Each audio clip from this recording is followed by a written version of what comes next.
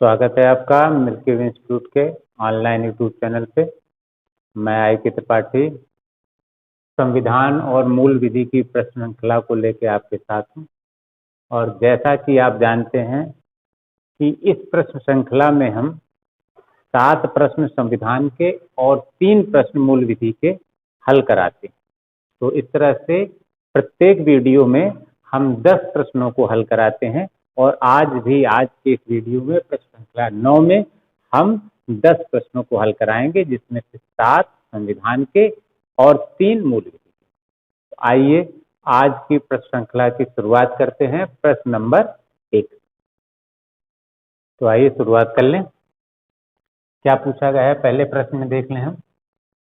निम्न में से नीति आयोग के पदेन अध्यक्ष कौन होते हैं? नीति आयोग के पदेन अध्यक्ष कौन होते हैं? और विकल्प क्या है? ए प्रधानमंत्री, बी भारत के नियंत्रक एवं महालेखा परीक्षक, सी वित्त मंत्री और डी राष्ट्रपति। नीति आयोग के पदेन अध्यक्ष होते हैं भारत के प्रधानमंत्री। तो इस प्रश्न का सही उत्तर होगा विकल्प ए प्रधानमंत्री। अब इसके बाद में फिर हम देखते हैं आज का दूसरा प्रश्न। तो आइए देख लें इस प्रश्न में क्या पूछा गया है। केंद्र शासित प्रदेश अंडमान और निकोबार द्वीप समूह और फिर रिक्त स्थान है के न्यायाधिकार क्षेत्र में आता है। आपसे पूछा गया है केंद्र शासित प्रदेश अंडमान और निकोबार द्वीप समूह किसके न्यायाधिकार क्षेत्र में आता है? रिक्त स्थान दिया गया है इसके लिए और 4 विकल्प हैं। विकल्प ए आंध्र प्रदेश उच्च न्यायालय, बी चेन्नई उच्च न्यायालय, सी कलकत्ता उच्च न्यायालय और डी ओडिशा उच्च न्यायालय। तो वास्तव में केंद्र शासित प्रदेश अंडमान निकोबार द्वीप समूह का अपना उच्च न्यायालय नहीं है, वह कलकत्ता उच्च न्यायालय के न्यायाधिकार क्षेत्र में आता है। तो प्रश्न नंबर 2 का सही उत्तर होगा विकल्प सी कलकत्ता उच्च न्यायालय। अब इसके बाद में हम देख लें आज का अगला प्रश्न, प्रश्न नंबर 3। तो देख लें तीसरे प्रश्न में क्या पूछा गया है। भारत की राजनीति के निदेशक सिद्धांतों, भारत की राजनीति के निदेशक सिद्धांतों के संदर्भ में इनमें से कौन सा वक्तव्य सही है? कौन सा वक्तव्य सही है? और 2 वक्तव्य दिए गए हैं आपको। पहले में क्या कहा गया है? ऐसा कहा जाता है कि ये सकारात्मक प्रकृति के हैं। ऐसा कहा जाता है कि ये सकारात्मक प्रकृति के हैं और इनका लक्ष्य राज्य के अधिकारों और कार्यों में वृद्धि करना है। और दूसरा क्या है? इनका लक्ष्य सामाजिक और आर्थिक न्याय, इनका लक्ष्य सामाजिक और आर्थिक न्याय प्राप्त करके लोक हितकारी राज्य की स्थापना करना है। आपको ये 2 वक्तव्य दिए गए हैं नीति निदेशक सिद्धांतों के संदर्भ में और पूछा गया है कि इनमें से कौन सा सही है और 4 विकल्प दिए गए हैं और आपको सही विकल्प का चयन करना है। तो वास्तव में नीति निदेशक सिद्धांतों के संदर्भ में यह प्रथम सत्य है क्योंकि ये सकारात्मक प्रकृति के हैं। नीति निदेशक सिद्धांत जो कि भारत के संविधान के भाग 4 में अनुच्छेद 36 से लेकर अनुच्छेद 51 तक उल्लेखित हैं, वो सकारात्मक प्रकृति के हैं, अर्थात पहला वक्तव्य सही है और दूसरा भी सही है क्योंकि इनका लक्ष्य सामाजिक और आर्थिक न्याय दिलाना है और इसके द्वारा लोक हितकारी राज्य अर्थात कल्याणकारी राज्य की स्थापना करना है। तो इस तरह से दूसरा भी सही है। तो वास्तव में क्या है? ए और बी दोनों सही हैं और इसका सबसे सटीक विकल्प क्या है? ए और बी दोनों, ए और बी दोनों। तो इस तरह से प्रश्न नंबर 3 का सही उत्तर है विकल्प ए और बी दोनों। अब इसके बाद में हम देख लें आज का अगला प्रश्न, प्रश्न नंबर 4। तो चलें देखते हैं चौथे प्रश्न में क्या पूछा गया है। निम्नलिखित में से कौन सा विषय राज्य सूची के अंतर्गत आता है? और 4 विकल्पों में 4 विषय दिए गए हैं। आपको यह देखना है कि इनमें से कौन राज्य सूची के अंतर्गत आ रहा है। विकल्प ए बीमा, विकल्प बी वन्य पशु और पक्षियों की सुरक्षा, विकल्प सी पथकर और विकल्प डी वन। तो वास्तव में राज्य सूची के अंतर्गत आता है पथकर और बीमा यह संघ सूची के अंतर्गत आता है। बीमा संघ सूची के अंतर्गत आता है। वन्य पशु और पक्षियों की सुरक्षा ये समवर्ती सूची के अंतर्गत है, समवर्ती सूची, और वन यह भी समवर्ती सूची के अंतर्गत आता है, समवर्ती सूची के अंतर्गत आता है। जो आपसे पूछा गया है कौन विषय राज्य सूची के अंतर्गत आता है, वह है पथकर, यह राज्य सूची का विषय है। इस पर कानून बनाने का अधिकार राज्यों के विधानमंडल को है। इस तरह से प्रश्न नंबर 4 का सही उत्तर है विकल्प सी। अब इसके बाद हम देखें आज का अगला प्रश्न, प्रश्न नंबर 5। पांचवें प्रश्न में क्या पूछा गया है देख लें। स्वयं इस्तीफा देने के अलावा, स्वयं इस्तीफा देने के अलावा इनमें से किन पद्धतियों के द्वारा किसी राज्य के राज्यपाल को उसके पद से हटाया जा सकता है। आपसे पूछा गया है कि राज्यपाल इस्तीफा देते हैं, तो इस्तीफा देते हैं तो अपने पद से हट जाते हैं, लेकिन इसके अलावा निम्नलिखित में से और किस तरीके से, किस पद्धति से उनको पद से हटाया जा सकता है। और 3 ABC 3 विकल्प हैं, इनमें से किस पद्धति से हटाया जा सकता है ये आपको ज्ञात करना है। ए है राष्ट्रपति द्वारा पदच्युति, मतलब राष्ट्रपति के द्वारा बर्खास्त किया जाना, पद से हटाया जाना। बी है लोकसभा द्वारा महाभियोग, और सी है विधानसभा द्वारा महाभियोग। तो भारत के संविधान के अनुच्छेद 156(1), अनुच्छेद 156(1) में क्या लिखा है, अनुच्छेद 156(1) में क्या लिखा है, राज्यपाल राष्ट्रपति के प्रासाद पर्यंत अपने पद पर रहेंगे। राज्यपाल राष्ट्रपति के प्रासाद पर्यंत अपने पद पर रहेंगे।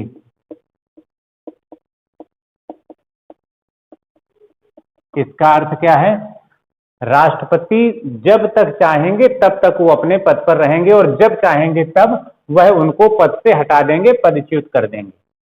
तो वास्तव में राष्ट्रपति इनको पद से हटा सकते हैं, ये सही है। या तो इस्तीफा देकर पद से हटते हैं राज्यपाल, या राष्ट्रपति उन्हें पद से हटा सकते हैं। लेकिन अगला क्या है, लोकसभा द्वारा महाभियोग, यह सही नहीं है। महाभियोग राज्यपाल पर नहीं लगाया जाता, राज्यपाल को राष्ट्रपति द्वारा पद से हटाया जाता है। और अगला क्या है, सी विधानसभा द्वारा महाभियोग, यह भी सही नहीं है।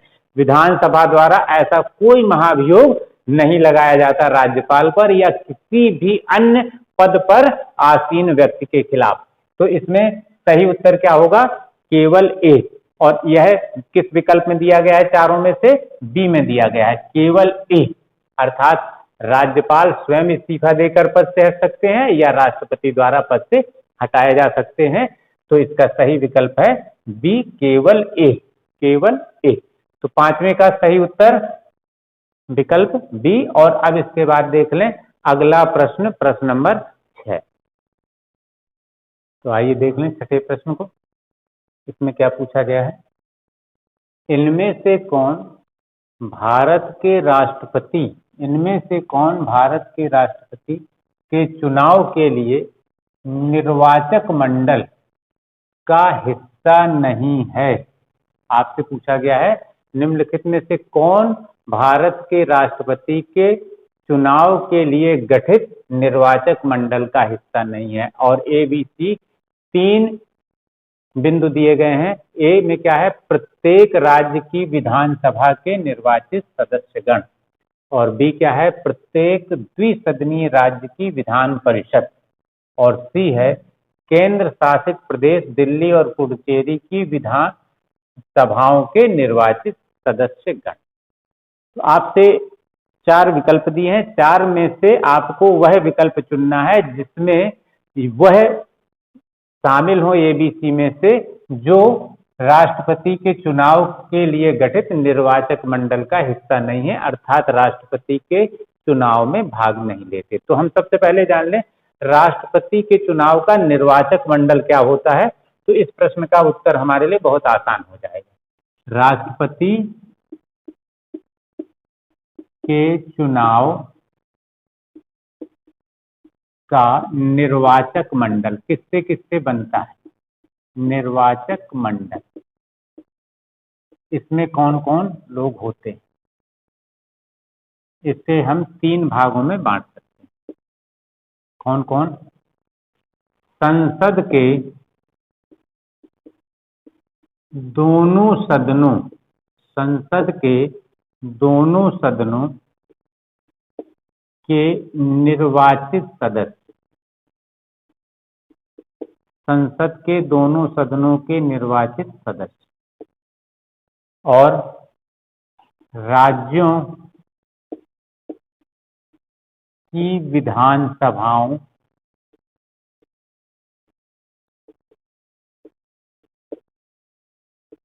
के निर्वाचित सदस्य,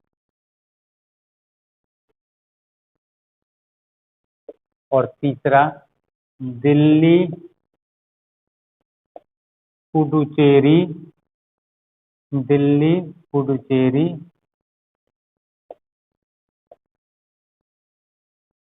की विधानसभाओं के विधानसभाओं के को हिस्से मिटा के लिख दे रहे हैं कि विधान सभाओं के निर्वाचित सदस्य। और अब इसमें शामिल हो जाएंगे जम्मू कश्मीर केंद्र शासित प्रदेश की विधानसभाओं के निर्वाचित सदस्य, वो भी इसमें शामिल हो जाएंगे। लेकिन इसमें हम कहीं भी नहीं देख रहे हैं कि विधान परिषद के सदस्य हैं। विधान परिषद के सदस्य इसका हिस्सा नहीं है, केवल संसद के दोनों सदनों के निर्वाचित सदस्य हैं, राज्यों की विधानसभाओं के निर्वाचित सदस्य हैं, और केंद्र शासित प्रदेश दिल्ली, पुडुचेरी की विधानसभाओं के निर्वाचित सदस्य हैं, और अब जम्मू कश्मीर के भी शामिल हो जाएंगे। लेकिन विधान परिषद के सदस्य इस निर्वाचक मंडल का हिस्सा नहीं है, जबकि विधानसभाओं के हैं, और दिल्ली, पुडुचेरी की विधानसभाओं के निर्वाचित सदस्य भी हैं। ये भी हैं और ये भी हैं, ये नहीं है। और आपसे यही पूछा गया है कौन इस राज्य इस निर्वाचक मंडल का हिस्सा नहीं है? बी। तो सही विकल्प क्या है? ए। इसमें दिया है केवल बी, केवल बी। तो इस प्रश्न का सही उत्तर होगा विकल्प ए, जिसमें है केवल बी, अर्थात विधान परिषद के सदस्य राष्ट्रपति के निर्वाचक मंडल का हिस्सा नहीं होते। अब इसके बाद में आज का अगला प्रश्न देख लें हम, प्रश्न नंबर 7। तो 7वें प्रश्न को हल कर लें हम। क्या पूछा गया है इस प्रश्न में?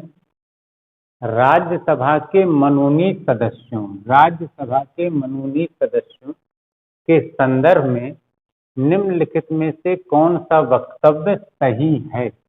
राज्यसभा के मनोनीत सदस्यों के संदर्भ में निम्नलिखित में से कौन सा वक्तव्य सही है? और विकल्प ये ए और बी 2 वक्तव्य दिए गए हैं, उसके बाद 4 विकल्प दिए गए हैं, और इन 4 विकल्पों में से हमें ये चयन करना है कि कौन सा वक्तव्य ए और बी में से सही है, केवल एक कि 2 या दोनों में से कोई नहीं। तो पहला वक्तव्य क्या है? भारत के राष्ट्रपति के चुनाव में उन्हें मत देने का अधिकार नहीं। और दूसरा वक्तव्य क्या है? भारत के उपराष्ट्रपति के चुनाव में उन्हें मत देने का अधिकार। तो हम पहले देख लें कि राष्ट्रपति के चुनाव में कौन कौन लोग भाग लेते हैं और उपराष्ट्रपति के चुनाव में कौन कौन लोग मत देते हैं। इसको हम ये अंतर देख लें तो अपने आप हमें यह प्रश्न आसानी से हमसे हल हो जाएगा। तो इसे हम देखें, चुनाव दोनों, राष्ट्रपति का चुनाव, राष्ट्रपति का चुनाव और उपराष्ट्रपति का,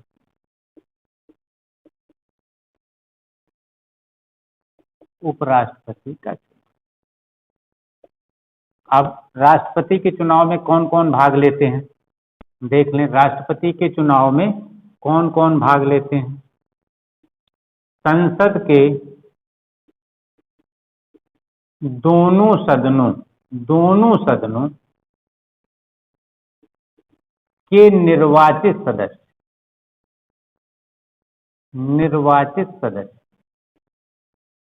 और कौन भाग लेता है? राज्यों की विधानसभाओं के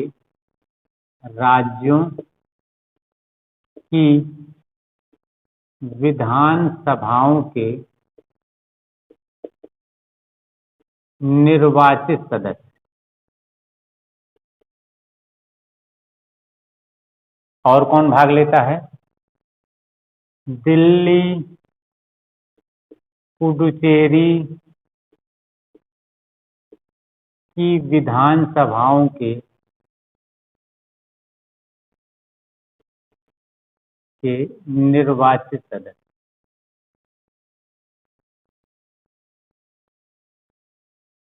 इस तरह से हम क्या देख रहे हैं? राष्ट्रपति के चुनाव में केवल निर्वाचित सदस्य भाग लेते हैं, मनोनीत सदस्य भाग नहीं लेते कहीं के भी, न संसद के दोनों सदनों के अर्थात लोकसभा राज्यसभा के मनोनीत सदस्य भाग नहीं लेते। और इसमें क्या है? राज्यसभा के मनोनीत सदस्य के बारे में पूछा गया है। क्या लिखा है? भारत के राष्ट्रपति चुनाव में उन्हें मत देने का अधिकार नहीं है। ये सही है।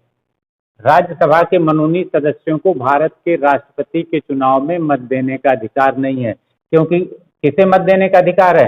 केवल निर्वाचित सदस्यों को। और अब हम उपराष्ट्रपति का चुनाव देख लें। इसमें कौन भाग लेते हैं? इसमें भाग लेते हैं संसद के दोनों सदनों के सभी सदस्य। उपराष्ट्रपति के चुनाव में कौन भाग लेते हैं? संसद के दोनों सदनों के सभी सदस्य। सभी सदस्य का अर्थ है निर्वाचित भी और मनोनीत भी, अर्थात मनोनीत सदस्य राज्यसभा के उपराष्ट्रपति के चुनाव में भाग लेते हैं, क्योंकि संसद के दोनों सदनों में राज्यसभा भी है और राज्यसभा के दोनों सदनों के सभी सदस्य अर्थात राज्यसभा के भी सभी सदस्य अर्थात राज्यसभा के चुने हुए भी सदस्य वोट देंगे और मनोनीत भी देंगे, अर्थात राज्यसभा के मनोनीत सदस्यों को उपराष्ट्रपति के चुनाव में मत देने का अधिकार है। इसका अर्थ है बी भी सही है। इस तरह से ए और बी दोनों ही वक्तव्य सही हैं। तो इसका सही उत्तर, सही विकल्प क्या होगा? डी। ए और बी दोनों सही हैं। प्रश्न नंबर 7 का सही उत्तर है, सही विकल्प है ए और बी दोनों सही हैं। तो इस तरह से प्रश्न नंबर 7 पूरा हुआ। अब इसके बाद हम देखते हैं अगला प्रश्न, प्रश्न नंबर 8। तो आए 8वां प्रश्न देख लेते हैं। जैसा कि आप जानते हैं प्रश्न नंबर 8, 9 और 10 ये तीनों मूल विधि के प्रश्न होते हैं। तो मूल विधि का यह प्रश्न देख लें। 8वां प्रश्न क्या पूछा है इसमें? इनमें से कौन सा आयकर से संबंधित नहीं है? इनमें से कौन सा आयकर से संबंधित नहीं है? और क्या विकल्प है? विकल्प ए फॉर्म 16, बी धारा 80, सी और सी विकल्प क्या है? वैट और डी है ITR। तो वास्तव में वैट, वैल्यू एडेड टैक्स, ये आयकर से संबंधित नहीं है और वर्तमान समय में अब वैट भी नहीं है। अब GST लागू होने के बाद यह समाप्त हो गया है और जब यह था भी तो भी यह आयकर या इनकम टैक्स से संबंधित नहीं था। तो इसका सही उत्तर होगा वैट आयकर से संबंधित नहीं है, बाकी सब आयकर से संबंधित हैं। इसके बाद फिर हम देखते हैं अगला प्रश्न, प्रश्न नंबर 9। तो आइए देख लें 9वें प्रश्न में क्या पूछा गया है। त्वरित न्याय का अधिकार एक ऐसा मौलिक अधिकार है जिसकी गारंटी जीवन के अधिकार के तहत दी जा सकती है। मूलतः एक जनहित याचिका के कारण ही इसकी घोषणा हुई। वह जनहित याचिका थी। आपसे पूछा गया है कि त्वरित न्याय का अधिकार एक मूल अधिकार है और जीवन के अधिकार के अंतर्गत इसे शामिल किया जा सकता है। इसकी घोषणा किस याचिका के आधार पर दी गई थी? और 4 विकल्प में 4 याचिकाएं दी हैं।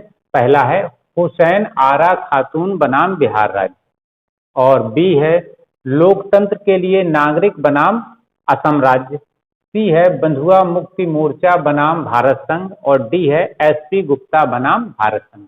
आपसे UPSI की जो 2016 की परीक्षा हुई थी उसमें ये प्रश्न पूछा गया था और जैसा कि आप जान रहे हैं हम इस प्रश्न श्रृंखला में जितने प्रश्न हल करा रहे हैं वे सब के सब UPSI की परीक्षाओं में पूछे गए हैं और ये सब 2016 UPSI की परीक्षा में जो कि ऑनलाइन हुई थी 2017 में आयोजित हुई और काफी दिनों तक चलती रहती है परीक्षा, तो उसमें ये प्रश्न सब पूछे गए थे। तो आपसे यह पूछा गया था प्रश्न कि किस जनहित याचिका में इस बात की घोषणा हुई थी कि त्वरित न्याय का अधिकार मौलिक अधिकार है और उसे जीवन के अधिकार के अंतर्गत शामिल किया जा सकता है। तो ये वास्तव में था हुसैन आरा खातून बनाम बिहार राज्य। हुस्न आरा खातून बनाम सेक्रेटरी ऑफ बिहार स्टेट, ये एक मुकदमा था और इस मुकदमे में भारत के संविधान के अनुच्छेद 21 और 22 के अंतर्गत त्वरित न्याय के अधिकार को शामिल करने का बात कही थी सर्वोच्च न्यायालय ने। तो वास्तव में इस प्रश्न का सही उत्तर क्या होगा? हुसैन आरा खातून बनाम बिहार राज्य। तो प्रश्न नंबर 9 का सही उत्तर है विकल्प ए। और अब इसके बाद हम देख लें आज का अंतिम प्रश्न, प्रश्न नंबर 10। आइए देखें आज के अंतिम प्रश्न में क्या पूछा गया है।